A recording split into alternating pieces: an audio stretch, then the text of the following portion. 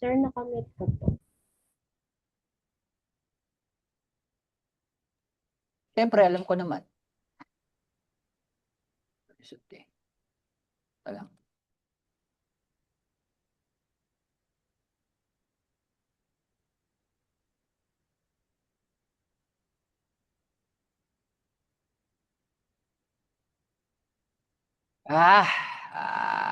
Kaya minsan naiya ako din talaga baga.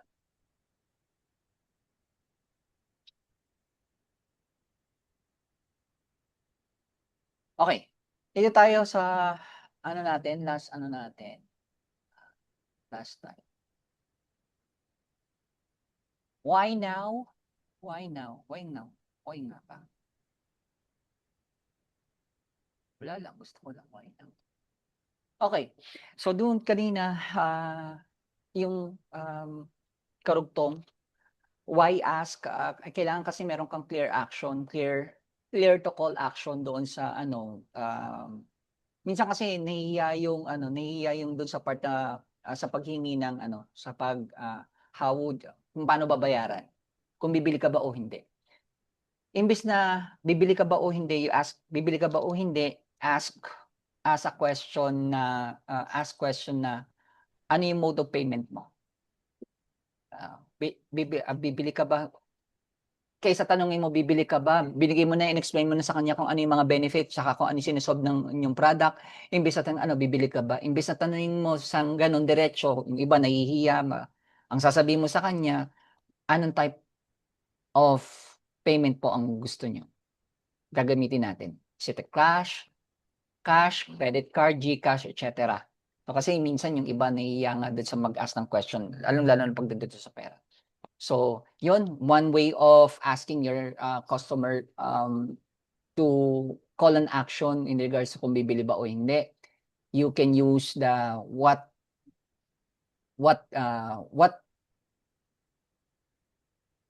payment mode are you going to use? Ano po ba? Ilan po ba? Ilan po ba? Ilan ang ordering? Okay?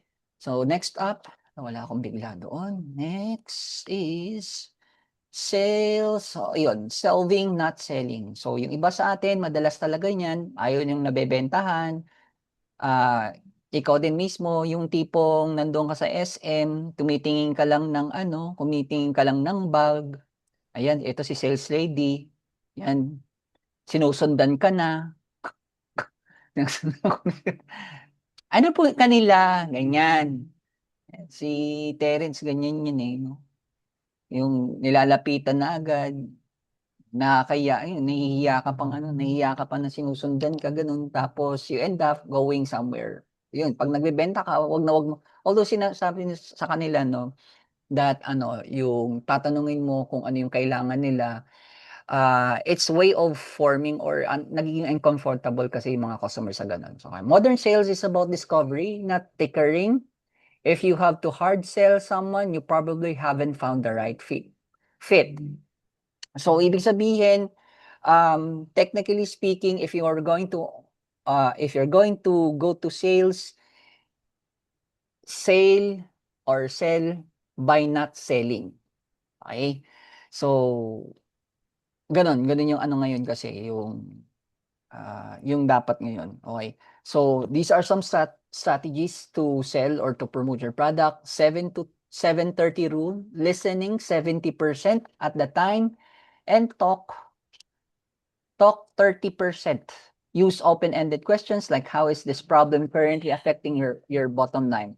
Sa pagbebenta or sa pagsiselling, it's more like you need to listen. Listen, mas maganda yung nagsasalita, yung customer mo, kaysa ikaw yung mas nagsasalita. Because of pag sila'y salita ng salita, let them speak and you listen mostly 70%. You listen to what they want. They listen to what their problem is. Listen to how them to satisfy. There are triggered questions.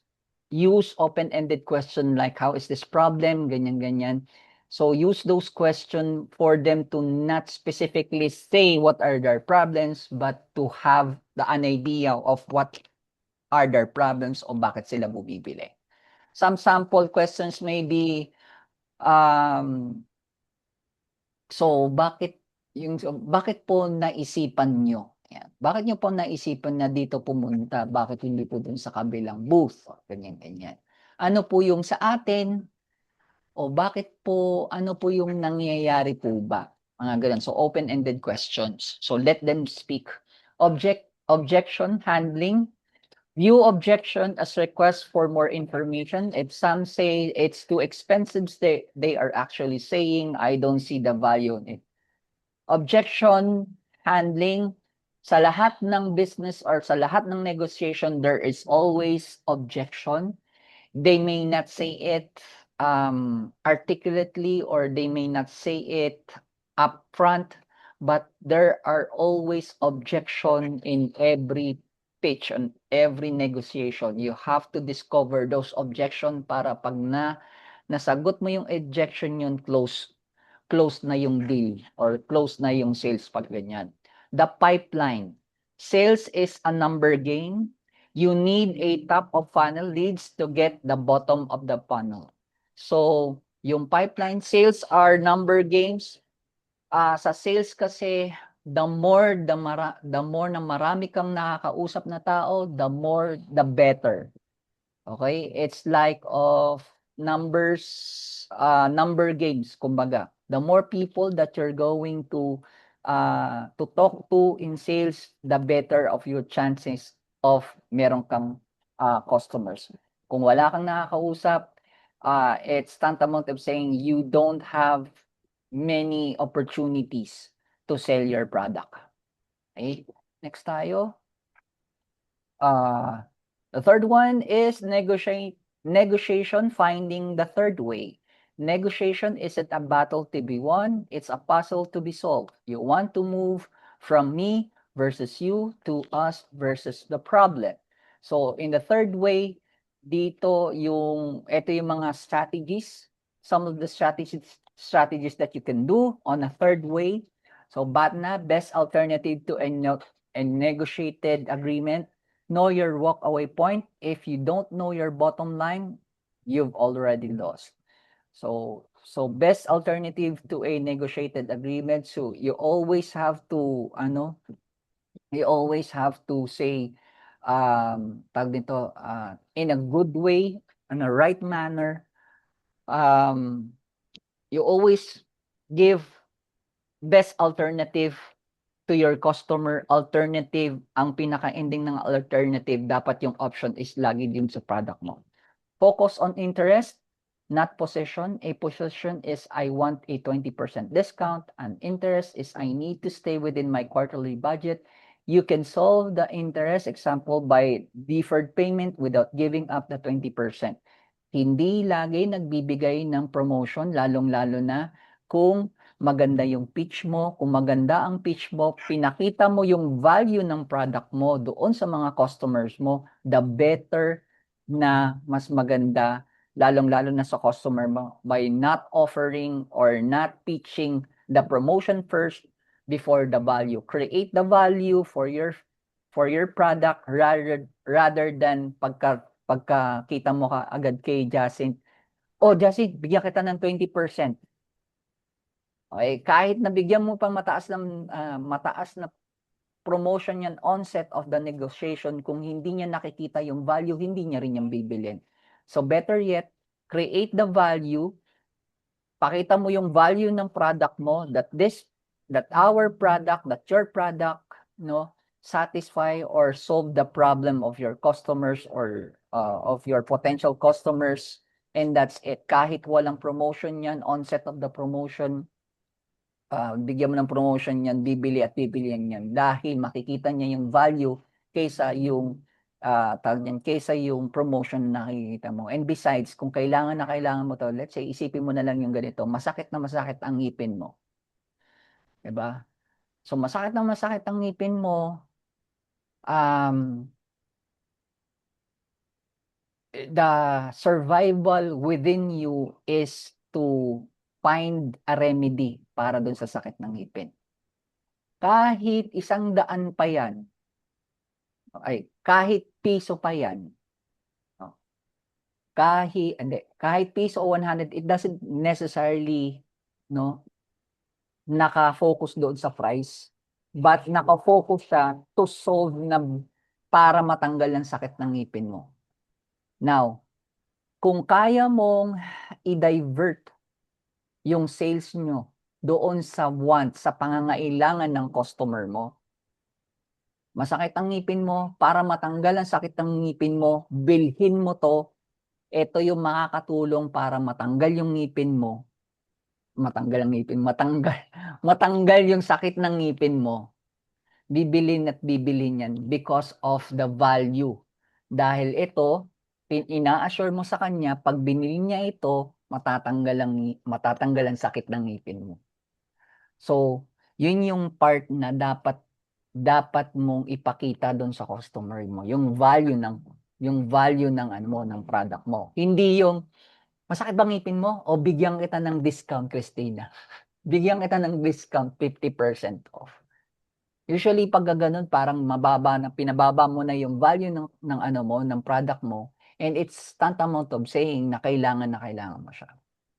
So better yet, sa mga ganun, ipakita mo yung value. Now, kahit gaano pa, pag nakita ng customer, yung value ng product mo, kahit 150 pa yan, kahit 150 pa yan, bibilihin at bibilihin niya dahil nakita niya yung value. So, create the value of your product doon sa customer mo that it is effective in this quality, etc. Okay? That's the ano yan. That's the, what do you call this? That's the essence of that. Next is anchor high. The first number mentioned often sets the anchor for the rest of the talk. Don't be afraid to name your price first if you have the data to back it. So, halimbawa, talagang mahal, anchor high. So, dito sa Pilipinas, madalas talaga ang gusto nila is the high quality pero low yung price. Now, eto ngayon yung pinaka moving forward na trending. Hindi mo say trending in the business side. Okay? You anchor high meaning anchor for the rest of it. Ipakita mo sa kanila na yung price mo is for a premium product. Meaning, pinapa-expect mo doon sa customer mo na mataas ang presyo mo kaysa sa iba. Because of the benefit, because of the quality that it gives them, rather than ipapakita mo sa kanila na low ang price mo. Because it will start a negotiating na mataas or for a business side of it, na mataas ang quality mo, mataas yung cost mo to make such kind of quality product.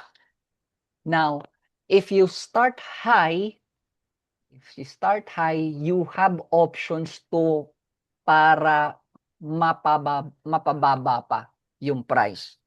Let's say, for example, ang example is 100 pesos. That's a high cost for a certain product of yours.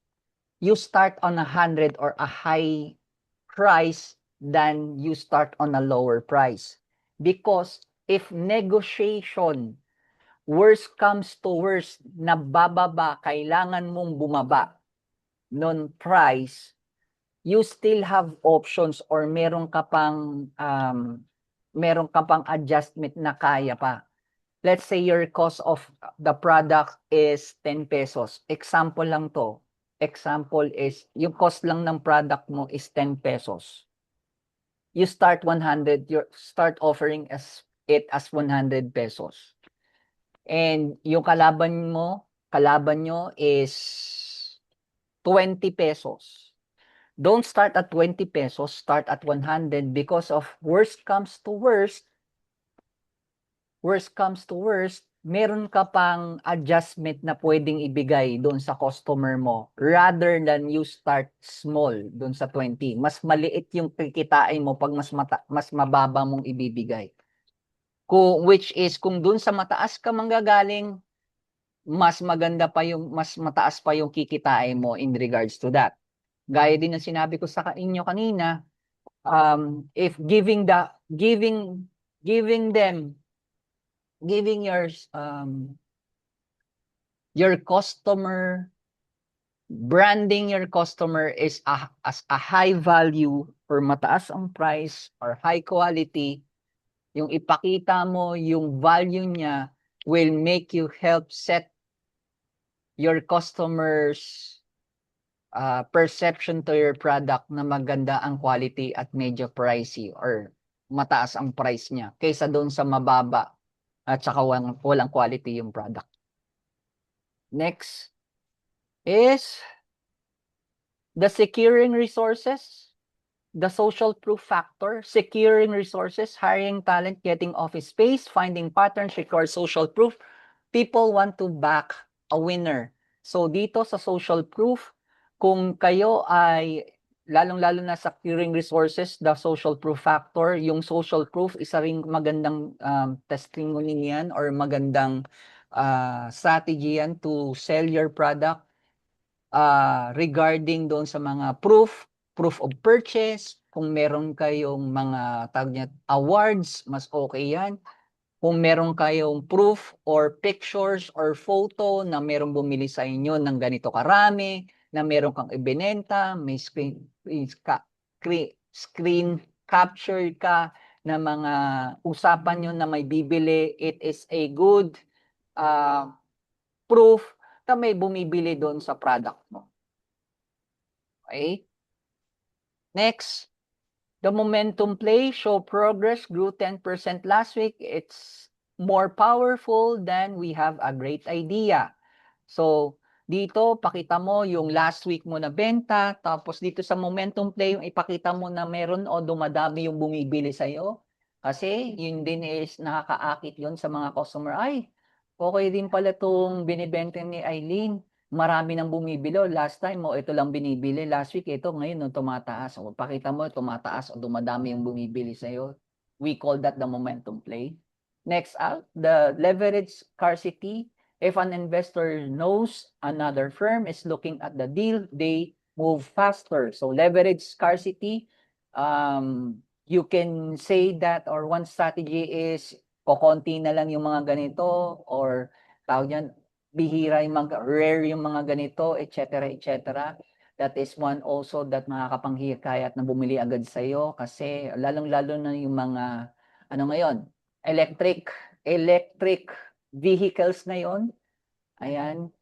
So mabilis maubos, etc. etc. The other thing is the founder's brand. In the early stages, people invest in you more than the product. Your reliability, obsession, and resilience are your greatest assets. Your assets of your brand, yung tipong ang pinaka-nito nito, the founder's brand, is yung tipong ikaw, yung actually ang binibili. They buy your products not because of the product itself, but because of yung tiwala ng tao sa iyo is high.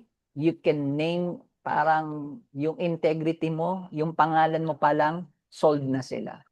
Yung tipong kahit hindi mo pa ini-explain, basta mabanggit lang ang pangalan mo, ayan, mabenta na agad o mabebenta na agad yung isang product.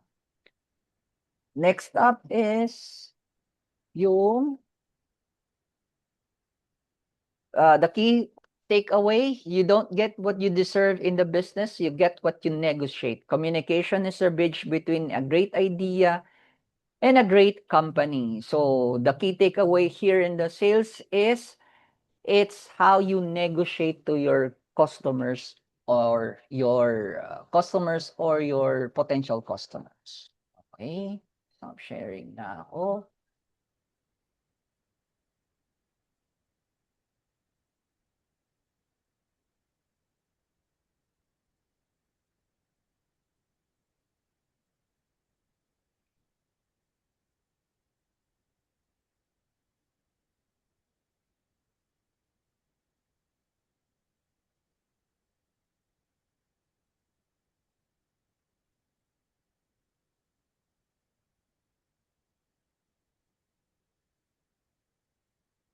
Pa lang, meron pa.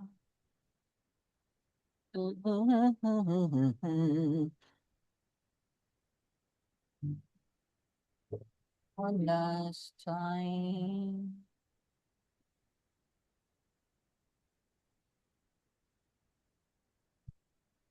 So, pagkatapos dun sa negotiation part,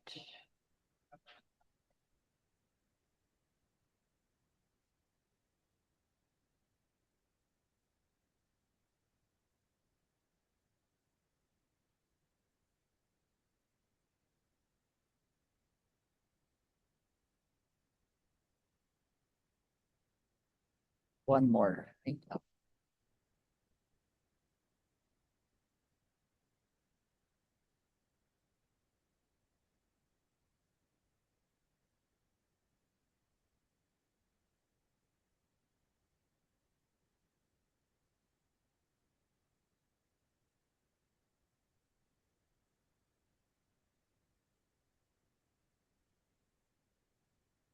Thumbs up pag nakita na yung screen ko.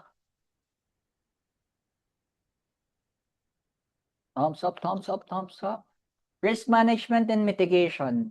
Identify potential risk and developing strategies to minimize their impact.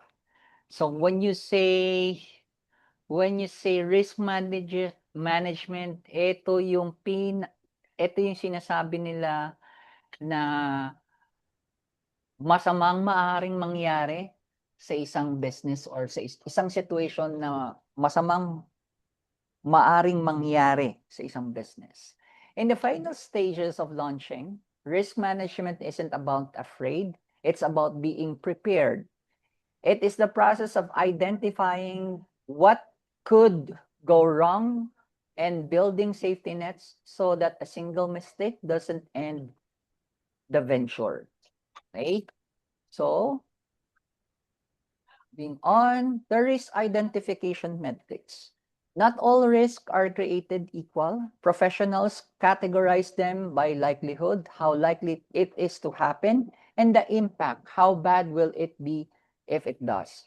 So sa risk management, no, it is not sa risk management, it is not being afraid, but it is how to be prepared kung ano yung masamang pwedeng mangyari, bad things that could happen to your business, and how to make a safety net for your business. So it is matrix, the risk management matrix is it categorizes the likelihood, how likely it is to happen, and the impact, how bad will it be if it does. Okay, so these are the things that you have to look at. How likelihood and high likelihood and high impact. These are essential threats. Example, a new law making your product illegal, address this immediately. Low likelihood and high impact. These are black swans. Example, a global pandemic or a major data breach. Build insurance and contingency plan. High likelihood and low impact, these are operational friction. Example, a delivery being late, automate the solution. So, dito kasi, sa risk kasi,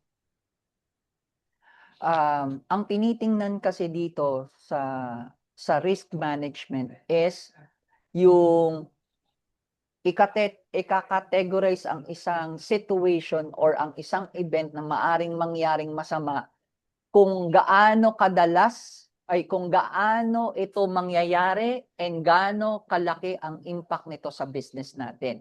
So, ito yung pinaka-matrix niya, yung how likelihood and high likelihood, high impact, low likelihood and high impact, high likelihood and low impact. So, ito yung mga madalas yung maaaring mangyari. Nagkakaiba lang yung mga risk niyan kung gaano o kung mangyayari, paano, kailan mangyayari, gaano kabilis ito mangyari, at gaano ka-impact ito doon sa natin, sa business natin. Now, next is Yung common startup risk categories, yung mga risk na sa mga startup business, yung market risk, you build it but nobody wants it. Mitigation, use the MVP process.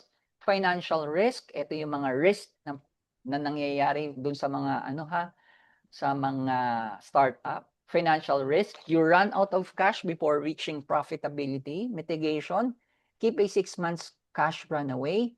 Team risk, a co-founder leaves or a key employee is poached. Mitigation, use vesting schedules and document all processes.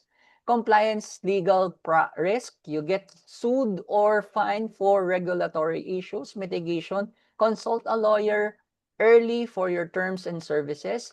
So, ito yung mga madalas na mga risk sa mga bagong business, market risk, financial risk, team risk, at saka compliance and legal risk. Ito naman ang the 4 strategies for managing risk. This is some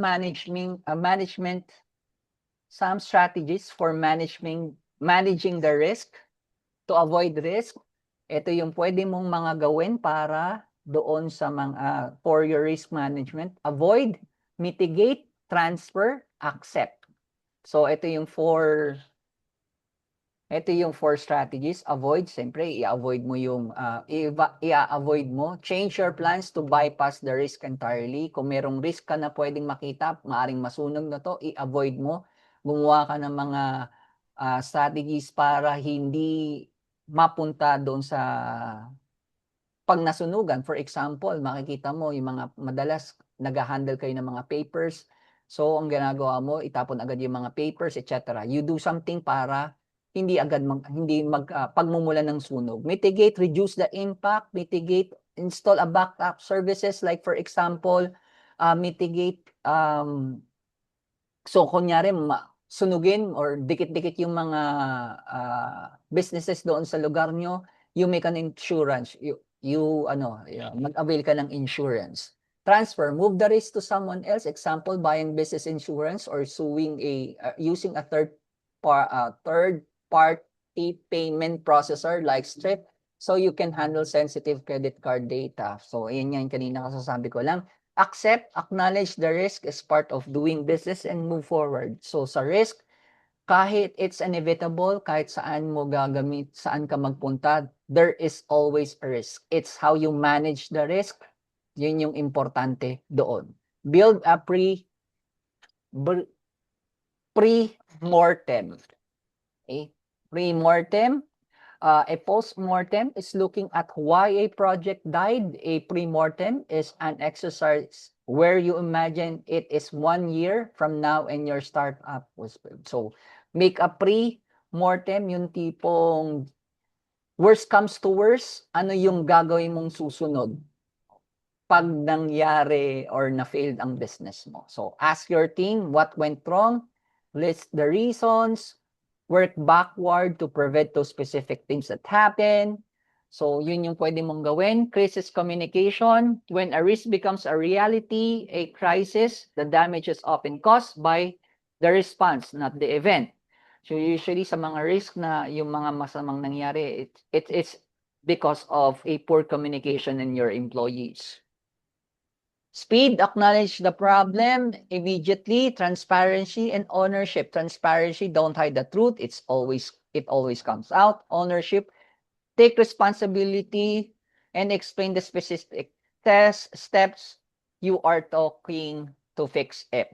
And key takeaway, you can't eliminate risk. You can't eliminate risk, but you can eliminate surprises. A resilient business is one that has fail-safes built into its daily operation. Okay? Okay? So, be back. Tapusin natin to. One last, na lang tayo. At ibibigay ko na sa inyo yung activity natin for the next week.